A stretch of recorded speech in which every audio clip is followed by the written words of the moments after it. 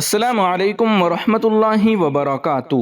ناظرین و سامعین، آج 18 جولائی 2025 جمعہ کا دن ہے۔ اس وقت کی تازہ ترین رپورٹیں لے کر آپ تمام حضرات کے بیچ حاضر ہوا ہوں۔ آپ سے درخواست ہے کہ اس ویڈیو کو مکمل دیکھیں اور اپنے تمام دوستوں احباب کے پاس اس ویڈیو کو شیئر فرمائیں اور اس چینل کو سبسکرائب ضرور کر لیجئے گا۔ چلیے پہلی رپورٹ شروع کرتے ہیں۔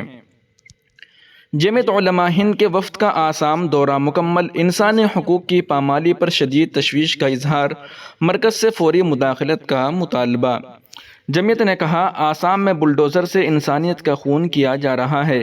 متاثرین تک کھانے پینے کی بندش، لوگوں پر گولیاں برسائی گئی۔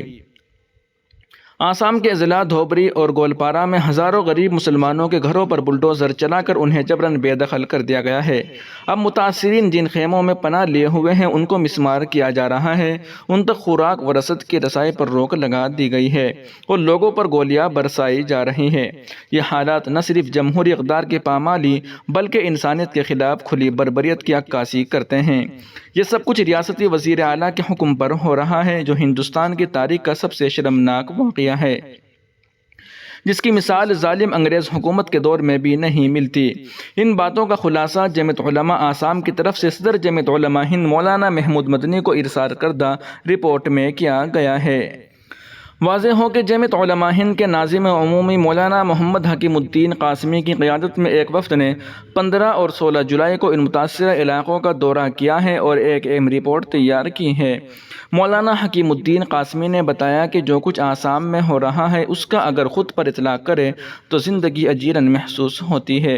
ایسا لگتا ہے کہ آسام حکومت ان لوگوں کو انسان مانتی ہی نہیں ہے۔ رپورٹ کے مطابق ریاستی انتظامیہ نے ظلم و جبر کی انتہا کر دی ہے۔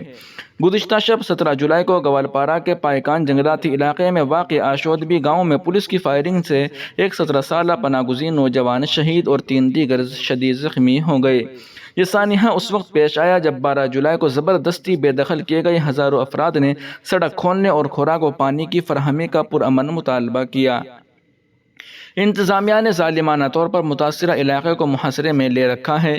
امدادی تنظیموں کو رسائی کی اجازت نہیں ہے، ہینڈ پمپ اکھاڑ دیے گئے، بیت الخلاء کی سہولت ناپید اور خواتین و بچے پینے کے پانی کے لیے پریشان ہیں۔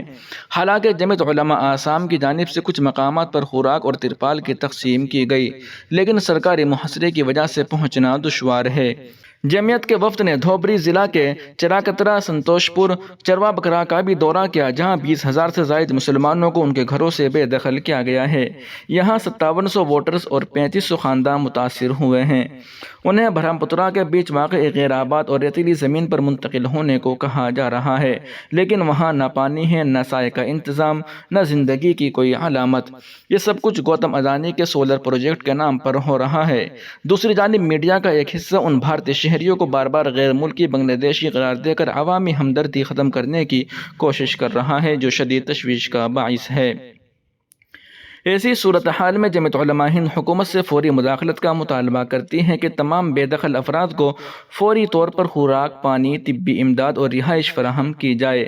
راستے کھولے جائیں تاکہ امدادی تنظیمیں متاثرہ علاقوں تک پہنچ سکیں۔ پولیس فائرنگ میں ملوث اہلکاروں کے خلاف سخت عدالتی کارروائی کی جائے۔ متاثرین کو فوری معاوضہ دیا جائے اور متبادل زمین فراہم کی جائے۔ بنگلہ دیشی کے جھوٹے پروپیگنڈوں کو روکا جائے اور اقلیتوں کے خلاف جاری ظلم و زیادتیوں کا سلسلہ بند کیا جائے۔ جمعیت علماء ہند نے اعلان کیا کہ وہ قانونی، انسانی اور عوامی سطح پر ان مظلوموں کے ساتھ ہر ممکن تعاون کرے گی اور ملک کے ضمیر کو جھنجھوڑنے کے لیے ہر فارم پر آواز بلند کرے گی۔ جمعیت علماء ہند کے وفد میں ناظم عمومی جمعیت علماء ہند کے علاوہ آسام ریاستی جمعیت علماء کے general secretary Hafiz Bashir Ahmed Qasmi, additional general secretary Maulana Abdul Qadir Qasmi, Dhubri ضلع جمعیت کے صدر مولانا عبدالمجید وغیرہ بھی شامل تھے۔ وہیں دوسری جانب ایک بڑی رپورٹ سامنے آ رہی ہے۔ چودھری اقرا حسن کے تعلق سے یہ بڑی خبر آپ تمام حضرات کے سامنے پیش کی جا رہی ہے۔ مکمل خبر ضرور سن لیجیے گا۔ دفتر سے باہر جائیے، سماجوادی پارٹی کی رکن پارلیمنٹ اقرا حسن نے اے ڈی ایم پر لگایا بدسلوکی کرنے کا الزام، جانچ کمیٹی کی تشکیل۔ اتر پردیش کے کیرانہ سے سماجوادی پارٹی کی رکن پارلیمنٹ اقرا حسن اس وقت سرخیوں میں بنی ہوئی ہے۔ رکن پارلیمنٹ نے ایڈیشنل ضلع مجسٹریٹ ADM پر سنگین الزام عائد کیا ہے۔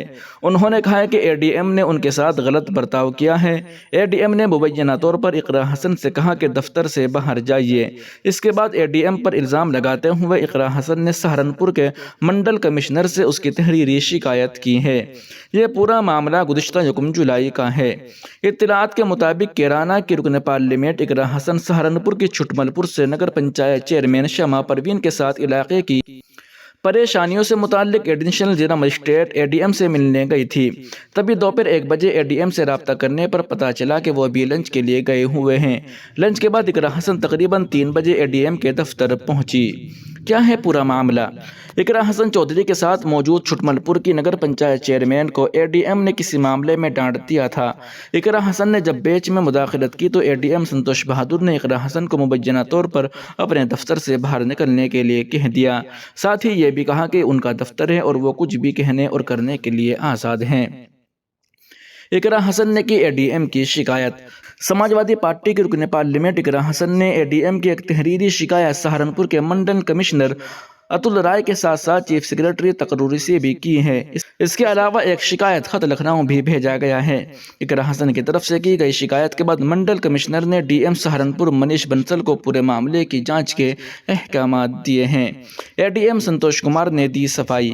اقرا حسن کی طرف سے معاملے کو اٹھائے جانے کے بعد ADM سنتوش بہادر نے صفائی دیتے ہوئے کہا کہ انہوں نے رکن پارلیمنٹ کے ساتھ کوئی بھی بدسلوکی نہیں کی ہے۔ جو الزام لگائے جا رہے ہیں وہ بے بنیاد ہے۔ معاملے کے سامنے آنے کے بعد ADM سہارنپور منیش بنسل نے کہا کہ معاملے کی جانچ کی جا رہی ہے۔ ساتھ ہی سبھی افسران کو احکامات دیے گئے ہیں کہ کسی بھی عوامی نمائندے کے ساتھ بہتر طریقے سے پیش آیا جائے۔ وہیں دوسری طرف منڈل کمشنر کا کہنا ہے کہ کیرانہ کے رکن پارلیمنٹ کی طرف سے بدسلوکی کی شکایت کی گئی ہے۔ اس پر DM کو جانچ کے احکامات دیے گئے ہیں۔ MP اقرا حسن نے ADM پر لگایا تھا سنگین الزام، دونوں نے اپنا موقف پیش کیا۔ تفتیش جاری۔ دوستو ابھی تک تفتیش جاری ہے، آگے خبر کے ساتھ بنے رہیے گا۔ آپ سے درخواست ہے کہ ویڈیو کے نیچے سبسکرائب والے آپشن پر کلک کر کے اس چینل کو سبسکرائب ضرور کر لیجیے گا۔